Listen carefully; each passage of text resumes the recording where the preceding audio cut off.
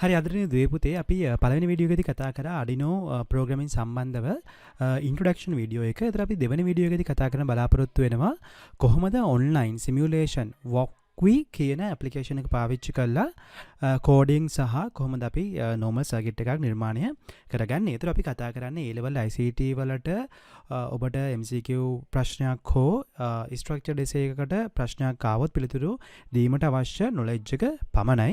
මෙතනදී අපි undergraduate හෝ masters වලට අවශ්‍ය වන දැනුම දක්වා කතා කරන්න බලාපොරොත්තු වෙන්නේ නැහැ. ඒතර අපි පසුව වෙනම video series එකකින් embedded systems ගැන කතා කරන්න බලාපොරොත්තු වෙනවා. දැනට මේ videos කතා කරන්නේ A level ICT subject එක වෙනුවෙන්. එතකොට අපි කලින් වීඩියෝ එකේදී කතා කරා Arduino board එක ප්‍රධාන ආකෘතිය සහ අපි කොහොමද initial program එකක් ලියන්න නම් program එකේ අවශ්‍ය වන basic components දෙක void setup සහ void loop කියන කොටස් දෙක සම්බන්ධයෙන්. ඒතර අපි දන්නවා void setup එකේදී අපි pin mode එකත් එක්ක අදාළ input සහ output define කරනවා. loop එකේ අපි කියනවා recursively ලියන්න ඕන functions ටික අපි loop එක ඇතුලේ තමයි ලියන්නේ. ඒතර අපි දන්නා program එක run කරාට පස්සේ initially setup එක initially මේ කොටස run වෙනවා. ඒ කියන්නේ setup කරගන්නවා variables මොනවද ඊට අනුරූපව මොනවද තියෙන pins output pins සහ input pins මොනවද ඊට අනුරූපව අපි මෙන්න මෙතන ලියන code segment එක අදාළව තමයි අපේ code එක ක්‍රියාත්මක වෙන්නේ. ඒතර අද අපි මේ වීඩියෝ එකේදී බලාපොරොත්තු වෙන්නේ බලන්න examples තුනක් සම්බන්ධව. ඒතර අපි පළවෙනි example එක බැලුවොත් ඔයාලට බලා ගන්න පුළුවන් අපේ අපි සර්කිට් එකක් හදලා තිනවා Arduino board එකක් පාවිච්චි කරලා Uno board එකක්. ඒතකොට මේකේ අපේ එක wire එකක් කනෙක්ට් කරලා තිනවා bulb එකක් 6 කියන port එකට නැත්නම් 6 කියන digital input එකට සහ අපේ අනිත් wire එක set කරලා තියෙන්නේ අපේ ground එකට. ඒතකොට අපි මෙතනදී බලාපොරොත්තු වෙන්නේ යම්කිසි කාලයකට අනුරූපව bulb එක නිවි නිවි පත් වෙන ආකාරයට නිර්මාණය කර ගැනීමට. එතකොට මෙතනදී මම මෙන්න මේ bulb එක නැත්නම් මේ අපේ externally සම්බන්ධ කරන device එක basically bulb එක. ඒතර අපි දන්න bulb එක කියන්නේ output device එකක්. අපිට ඕන output device එකට signal එකක් transmit කරලා signal එක භාවිතා කරලා මේ bulb එක පත්තු කරන්න නෙවන්න. එතකොට ප්‍රධාන වශයෙන් මම මේ bulb එක define කරගත්තා 6 කියන port එකේ. එතකොට අපි දන්න මේක 6 කියන port එකේ තියෙන්නේ. ඒක නිසා මම මේ bulb එක define කරගත්තා 6 කියලා. මොකද අපේ මේ 6 කියන port එක තමයි අපිට ප්‍රධාන වශයෙන්ම අවශ්‍ය වෙන්නේ current එක pass කරගන්න. ඒක නිසා මම මේක define කරගත්ත variable එක ඒක define කරන්නේ setup කියන එකට එළියේ. ඒතර setup එක ඇතුලේ මම define කරනවා pin mode එක භාවිතා කරලා bulb කියන නැත්නම් මේ variable එක output source එකක් කියලා. මොකද මේ bulb එක කියන්නේ output source එකක්. එතකොට අපි bulb එක define කරගත්ත pin mode එක භාවිතා කරලා setup කියන කොටස ඇතුලේ ඊට පස්සේ දැන් මම main loop එක ඇතුලේ තමයි මගේ code එක ලියන්න බලාපොරොත්තු වෙන්නේ. එතකොට bulb අපිට කරන්න අවශ්‍ය වෙන්නේ මේ bulb එක නිවි නිවි පත්තු වෙන්න. එතකොට අපි සාමාන්‍යයෙන් output එකක් දෙන්න නම් අපි භාවිතා කරන keyword එක නැත්නම් source එක තමයි digital write කියන syntax එක. එතකොට යම් කිසි දෙයක් අපිට ලියන්න නම් නැත්නම් output කරන්න නම් අපි පාවිච්චි කරන digital write. ඊට පස්සේ අපි දෙයක් input එකක් උදේ ගන්න නම් අපි ලියනවා digital read. එතකොට digital write කියන එක පාවිච්චි කරලා අපි කියනවා මෙන්න මේ bulb source එක high. එතකොට අපි සාමාන්‍යයෙන් bulb එකක පත්තු කරන නම් අපි ඒක කියනවා high කියලා. bulb එකක් නිවන්න නම් අපි කියනවා low කියලා. එතකොට මම මෙතනදී delay එකක් පාවිච්චි කරලා දෙනවා. delay එකෙන් අපි කරන්නේ යම් කිසි කාල සීමාවක් delay එකක් කරනක නැත්නම් අපි කියනවා මේක අපි delay state එකට යවනවා. delay state එකට යවද්දි වෙන්නේ මෙතන digital bulb එක පත්තු වෙලා තප්පරයක කාලයක් bulb එක පත්තු වෙනවා. ඊට පස්සේ ආයි තප්පරයක කාලයක් bulb එක නිවිලා තියෙනවා. ඒතර මෙතනදී ඔයාලට බලා ගන්න පුළුවන් වෙනවා මේ bulb එක blink වෙන ආකාරය. එතකොට මෙන්න මේ looping කොටස දිගටම loop එක තමයි පවතින්නේ. අපි කතා කරා setup එක එකපාරක් run වෙලා අදාළ variables ටික inputs outputs ටික ඔක්කොම define වෙනවා.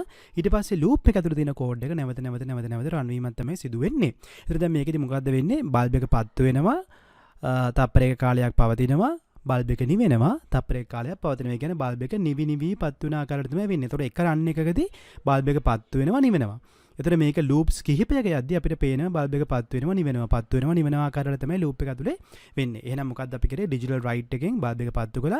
digital write එකෙන් ආයි low කියන variable එක pass කරලා අපි bulb එක නිවා ගත්තා. එතකොට අපි මේක run කළොත් ඔයාලට බලා ගන්න පුළුවන් වෙනවා මෙන්න මේ bulb එක නිවි පත්තු වෙන ආකාරය. එතකොට මේකේ මුලින්ම digital write bulb high කියන එකෙන් bulb එක පත්තු වෙනවා. delay එකක් තියෙනවා. ඊට පස්සේ ආයි digital write bulb low කියන එකෙන් bulb එක නිවනවා. ඊට පස්සේ ආයි delay එකක් තියෙනවා.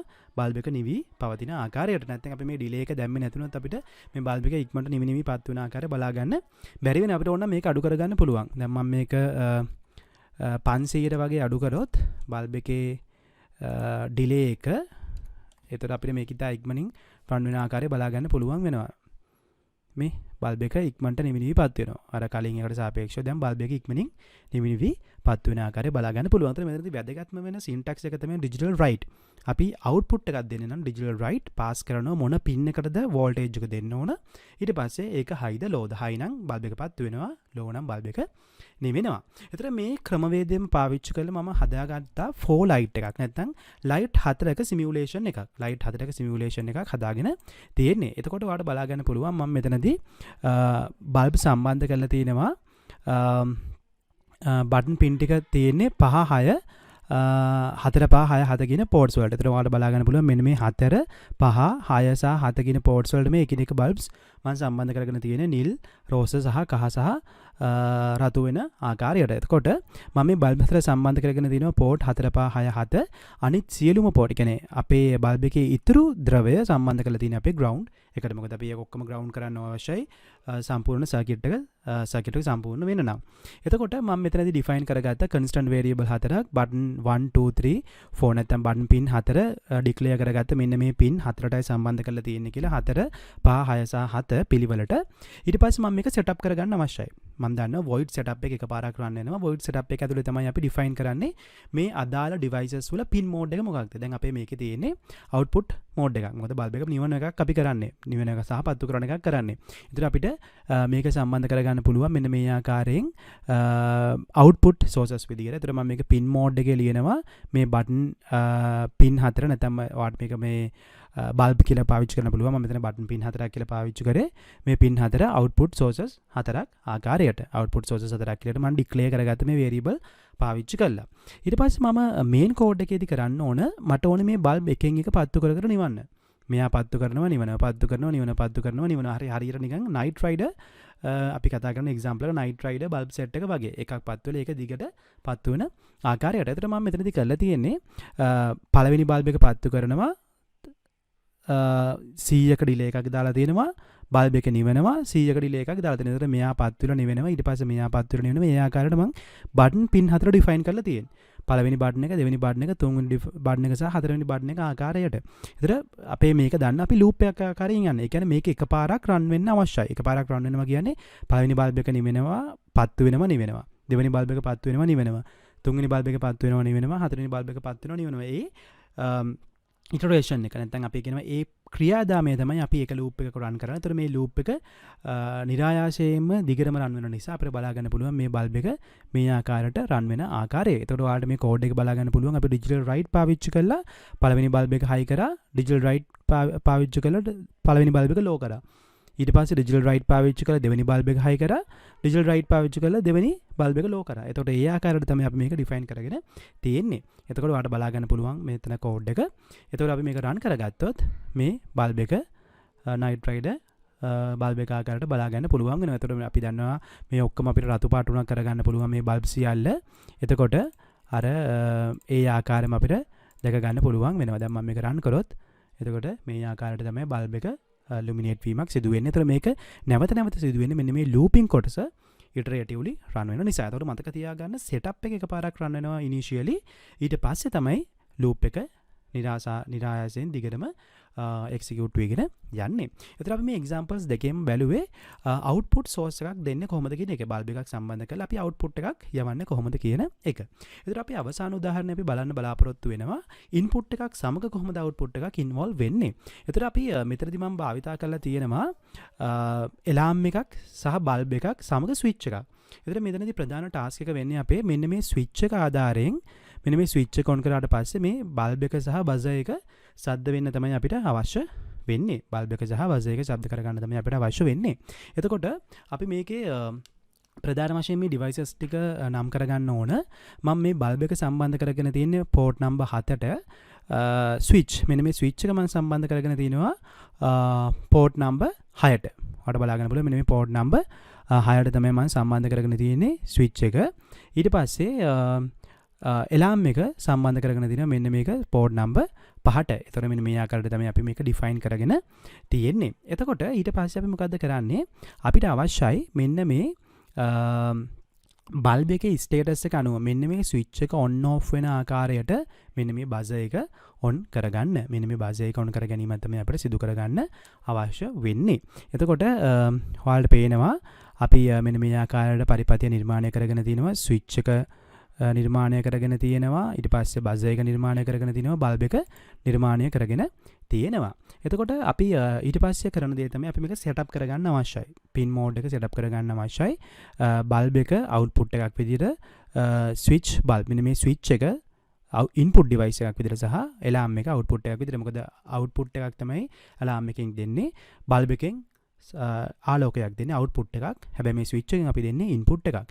ඒතර අපි මෙතනදී ලූප් එකේ කරන්න බලාපොරොත්තු වෙන්නේ මෙන්න මේ ස්ටේටස් එක අනුව මෙන්න මෙයාගේ ස්විච් එකේ ස්ටේටස් එක අනුව මේ බල්බ් එක සහ එලාම් එක නාද කරන එක. ඒතර මෙතනදී අපි ලියලා තියෙනවා ස්ටේටස් එක 1 නම් මෙන්න මෙතනින් දෙන ඉන්පුට් එකේ ස්ටේටස් එක 1 නම් බල්බ් එක හයි. බල්බ් එක හයි කියන්නේ ලයිට් එක පත්තු කරන්න.